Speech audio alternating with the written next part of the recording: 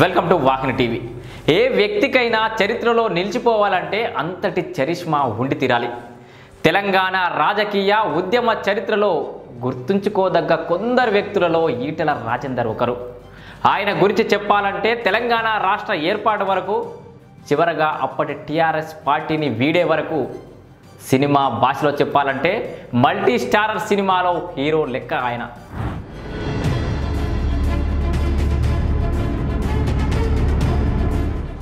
ఒకడు గర్జన ఒకడు ఉప్పెన అన్న చందంగా వెలిగిన కేసీఆర్ ఈటెలలో ఎన్నో పరిణామాల అనంతరం పార్టీ నుండి బయటకు వచ్చిన ఈటెల అదే కేసీఆర్పై సమర శంఖం పూరించాడు. ఆత్మగౌరవాన్ని తాకట్టు పెట్టలేనని తాడో పేడో తేల్చుకోవడానికి సిద్ధమయ్యారు.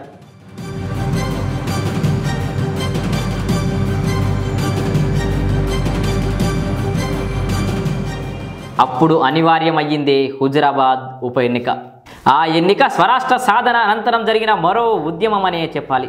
అహంకారానికి ఆత్మగౌరవానికి జరిగిన పోరాటమని ఈటెల ప్రజల్లోకి వెళ్ళడం, యావత్ సర్కార్ అంతా ఒకవైపు, ఈటెల ఒక్కడు ఒకవైపు ఉండి యుద్ధం చేశాడు.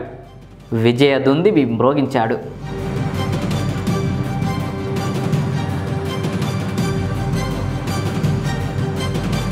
అప్పుడే మొదలైంది అసలు కథ.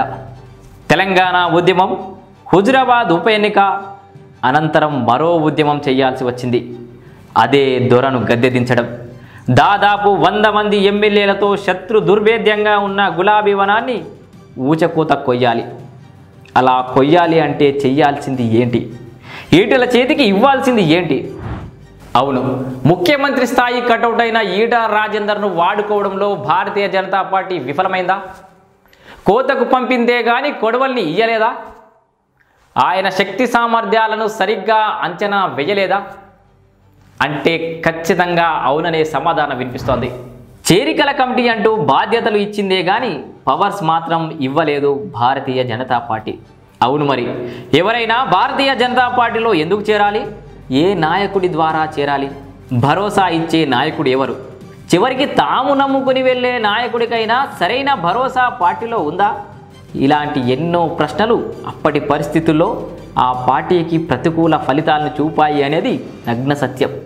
ఆ పరిస్థితుల్లో ఆ కొందరు నాయకులు కాంగ్రెస్ వైపు వెళ్లేందుకు కారణమయ్యాయి.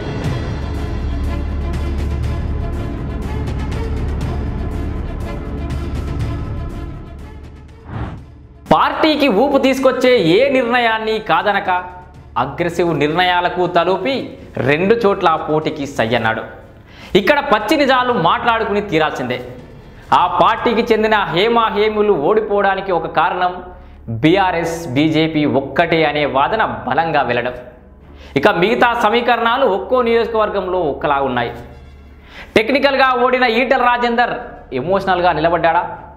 తెలంగాణ ప్రజల గుండెల్లో ఈటెల అనే ఎమోషన్ ఇంకా అలాగే ఉందా? ఈ ప్రశ్నలన్నింటికీ సమాధానం చెప్పాల్సింది రాబోయే పార్లమెంట్ ఎన్నికలే. అంతర్గత కలహాలో, అంతర్రాష్ట్ర పరిస్థితుల్లో సమీకరణాలు ఏవైనా మూకుమ్మడిగా ఇబ్బంది పడ్డది మాత్రం భారతీయ జనతా పార్టీ బడా నాయకులే. ఈ పార్లమెంట్ ఎన్నికల్లో అయినా సమన్వయం కనబరుస్తారా? ఎంపీ సీట్ల విషయంలో ఏం జరగబోతోంది? అడ్మినిస్ట్రేషన్ తెలిసిన వ్యక్తిగా, సీనియర్ నాయకుడిగా ఈటెల కోరిన చోట ఎంపీ టికెట్ ఇస్తారా? ఊహాగానాలు వస్తున్న విధంగా మల్కాజ్గిరి పార్లమెంటరీ నియోజకవర్గం నుండి ఈటెలకు టికెట్ ఇస్తారా? ఇస్తే విజయ అవకాశాలు ఎలా ఉంటాయి? ఇవ్వకుంటే ఈటెల రాజేందర్ నిర్ణయం ఎలా ఉండబోతోంది? కొడంగల్లో ఓడిన ఇప్పటి సీఎం రేవంత్ రెడ్డిని అదే మల్కాజ్గిరి నియోజకవర్గం హక్కున చేర్చుకుంది కదా. మరి అలాంటి సీన్ మళ్ళీ రిపీట్ కాబోతోందా?